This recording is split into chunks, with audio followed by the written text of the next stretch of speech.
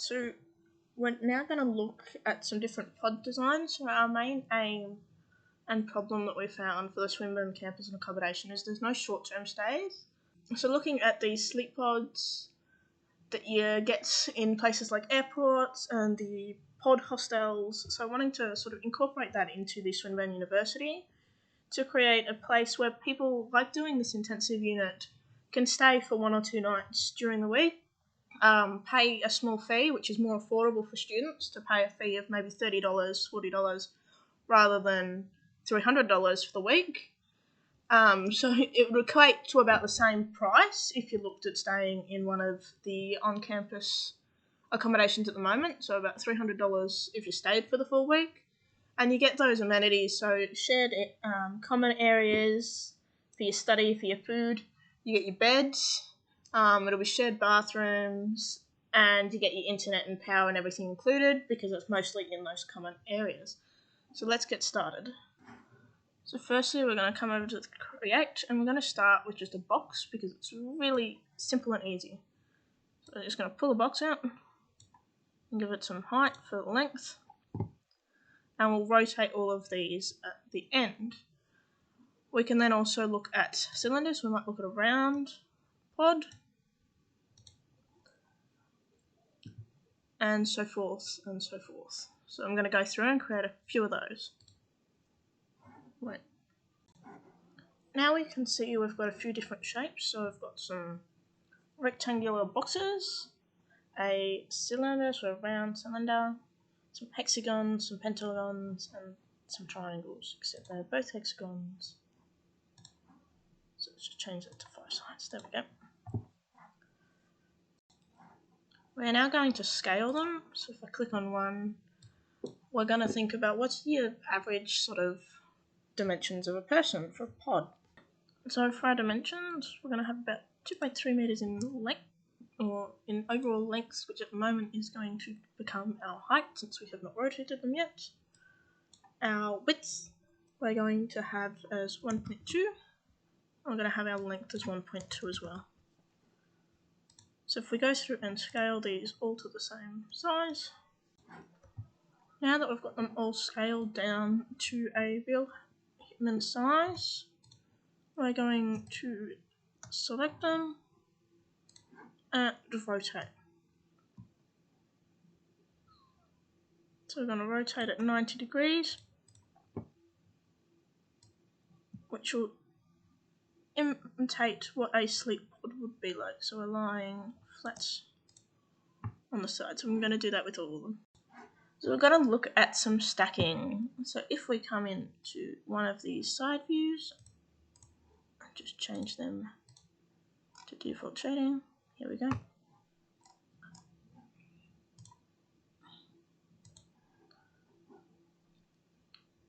We can look at how they may stack.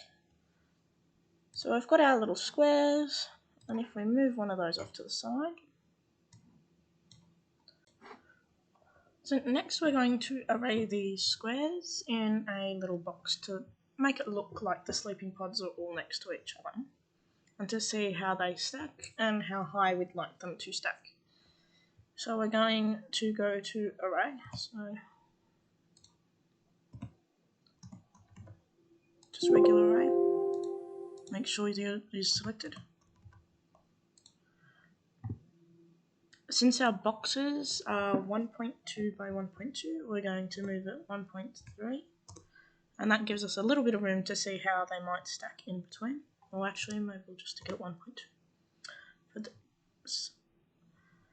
If they have to move up or down, so if I go into here and preview, so we'll do it as 5s.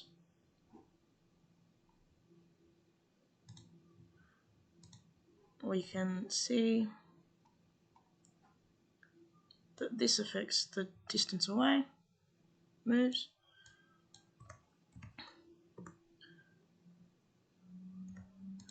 We can also rotate them and scale them. So if you're needing them to be rotated every time you go around or scale, we can do that in each direction there. So that's in one direction, which is the one plane. We can look at 2 directions. So that way we need to then move in the X and the Y. So if we make this 1.25 like the other one, that one be 0, that one is 1.25. So since we're already moving in this X direction up here, we move in the Y direction down here. So we can see that. And we could move in 3D. Again, let's plug that in. And let's stick this up a little bit. So I might do 2 stacks. So since it's 1.2, we don't really want to be having people walk up and down stairs. And that'll take us to a sort of rough ceiling height of around the 3 mark, which is sort of standard in most buildings. So we don't really need it to be so deep. So we can reduce the amount in the 2D sector.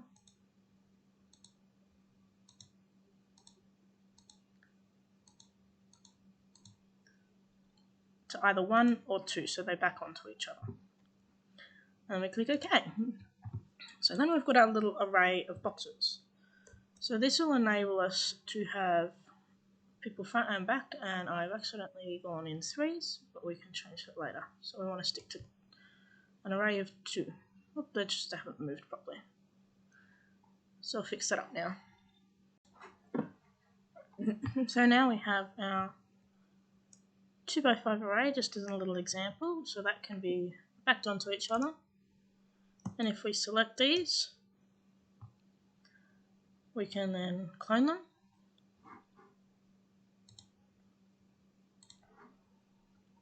As an instance,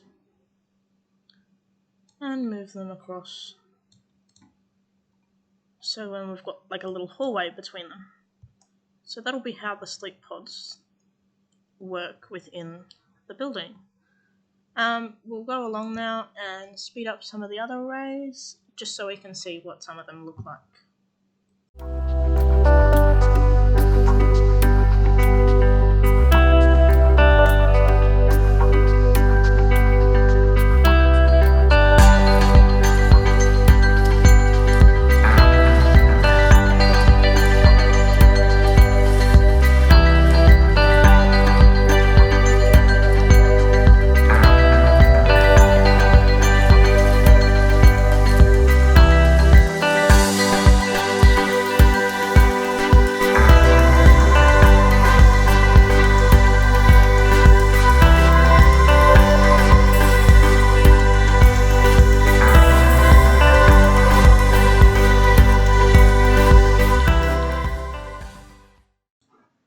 Alright, now I've got all of our arrays done.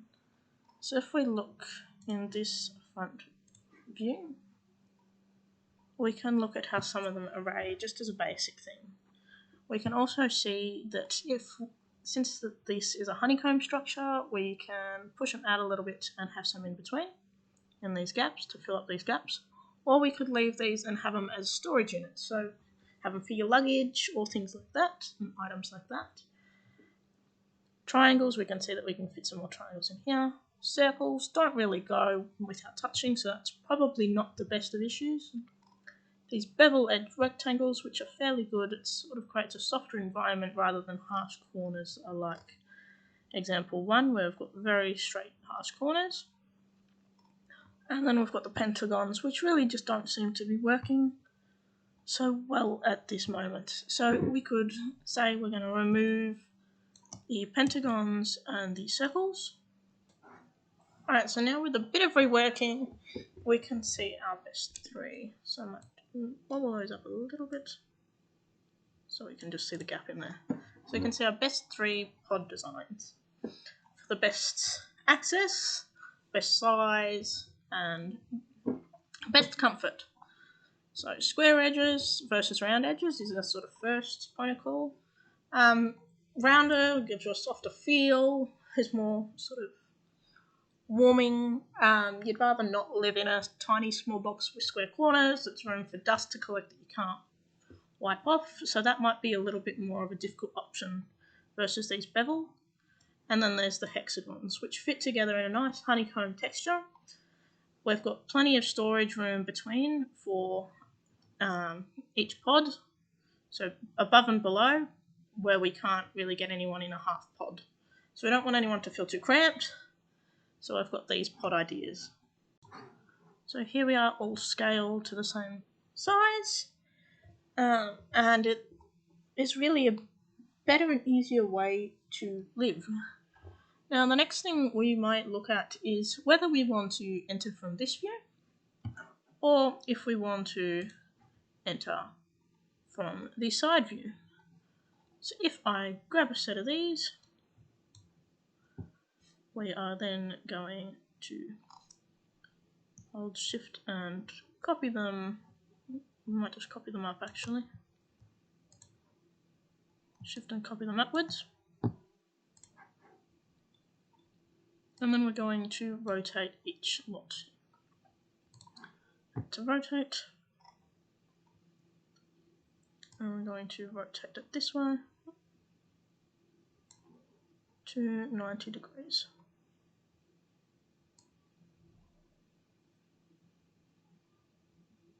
There we go. And we're going to do that for all of them. Now, just by rotating these pods, we can see that some of them do work if you're getting in from the ends, and some of them work better getting in from the sides. So the squares are probably better from the ends, the sides. Sorry, whereas the hexagon better from the ends, because otherwise we can't have as many hexagons and you can't really stack them. So we'd have to say, let's remove that idea. But sides from the squares and rectangles from the sides or the ends both work fine. It'll then just be a look at how much room do we have. So if we've got a very skinny building that might only have 2 meters, 3 meters of room, we need a walk down aisle as well as sleeping room. So that's when the sides might be better. It also is a good thing to look at accessibility with this, as some people probably find it easier to get in from the side of the room rather than crawling in from the end and having their heads in the middle. So it's a pros and cons of both, and depending on the building will depend on how these may be laid out and how we look into them. Now, one of the things with these pod designs is that it will all be communal spaces. So that's one of the things that we like to grasp within our concept and design, is keeping people in communal spaces, having big open study spaces for people to be able to work together, and having that sort of university experience, which a lot of the time is lacking, especially if you're in your own studio apartment or even in your 2 to 4 bedroom apartment on residence, that you only have your little small community of your room or of your little friendship group and level where you go to your dining hall and everything together. We're wanting to accommodate that throughout all of the uni. So these sleeping pods will only enable people to sleep. There'll be some storage for you to put all your belongings, your stuff for uni, your books, your laptop, and there'll be a little bit of room to have some things in your pod, but we're trying to keep most of the activity out of these pods.